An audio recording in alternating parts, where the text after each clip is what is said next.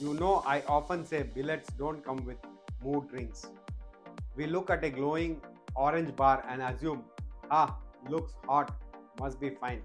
And then 3 months later, a part fails in the field, and the customer says, what went wrong? Here is the uncomfortable truth. Poor billet heating plants invisible failures inside forged parts.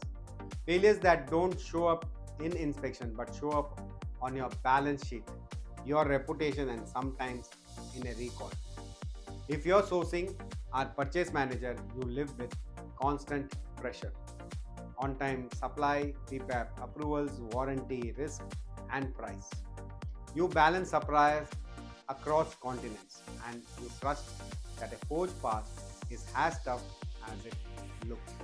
But the real strength of a forging is set before the hammer drops inside the furnace or induction heater.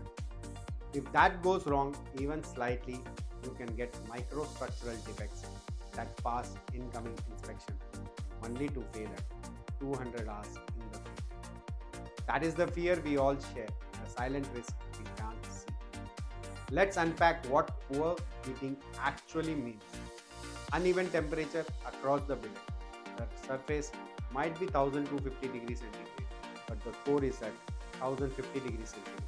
On forging, the hot zone flows, the cold zones resist, and you get laps, holdovers, or internal shear that can become fatigue cracks later. Overheating and grain coarsening.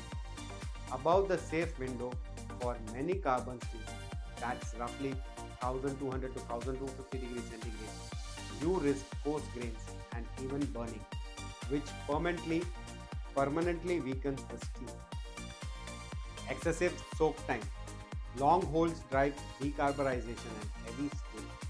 Scales can get entrapped as inclusions. Decarb removes carbon near the surface. Machining may not fully eliminate it, and you get a soft skin that behaves differently under load.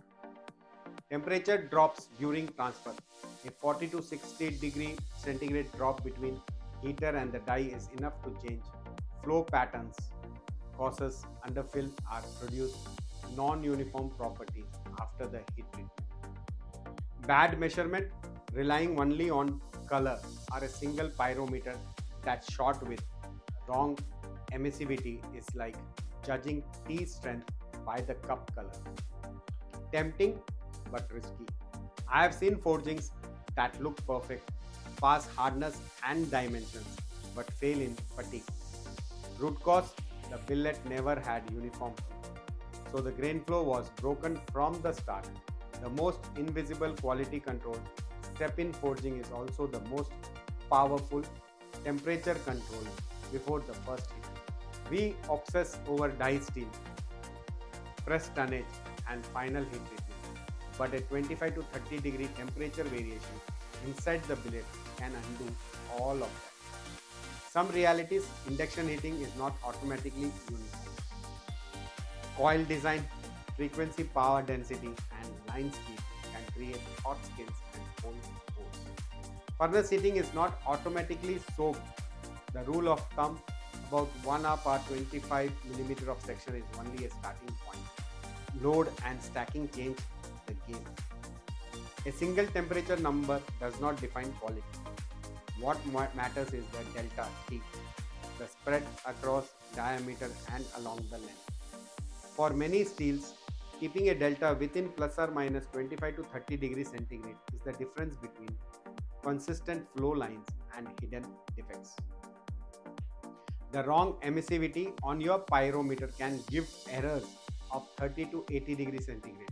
So you might be in spec on paper but out of control in reality. Use the HEAT heat framework to de-risk billet heating. H, heat map, not just heat point. Measure temperature at multiple locations. Surface, mid-length, and ideally core via sacrificial thermocouple trials. Use thermal imaging or multi-point pyrometers for real profiles, not guesses. E, evenness targets. Define a delta T target per alloy. For common carbon alloy steels, aim for plus or minus 25 to 30 degree centigrade across section. Control transfer time from heater to die within a fixed window. Insulate or use buffer heaters for larger parts. A. Atmosphere and handling. Minimize scale, proper furnace atmosphere, shorter soaks or protective coatings were justified. Descale before forging, scale is heavy, scale entrapment is a silent defect. Keep billets clean. Oil or moisture on billets can create quench like effects during heating. T. Traceability and trials. Lock in heater settings via trials, oil zone, speed, power and charts. Calibrate pyrometers with correct emissivity, record and audit. Run periodic cut and etch checks to validate grain flow and decarb depth. Use SPC temperature profiles per batch, not just a single grain. A mid-size agriculture machinery supplier had steering knuckles failing around 180 to 220 hours classic fatigue. The forgings were dimensionally perfect and passed hardness. Investigations showed high surface temperature and a cold force from fast induction heat, followed by a long wait before forging on busy days. Cooling the outer layers unevenly. After applying HEAT, they retuned coils and line speed to reduce skin core gap.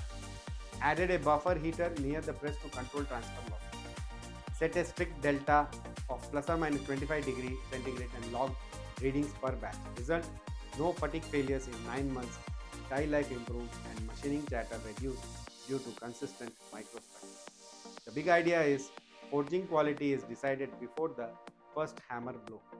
If the billet temperature is not uniform and controlled, you are building uncertainty into your part, no matter how good your press, dies or heat treatment are. The mindset shift is from is it hot to is it uniformly and correctly hot and proven. Ask yourself, do we have a delta T target in our specifications? Are we measuring profiles or just single points? Is our pyrometric calibrated for emissivity and actual surface condition? Do we control time from heater to die for every shift? I would love to hear from you. What is the one silent risk in billet heating you have faced, or one control you have never removed from your process? You would remove from your process. Your experience can help the whole community make parts that are safer and more reliable. Thank you and see you in my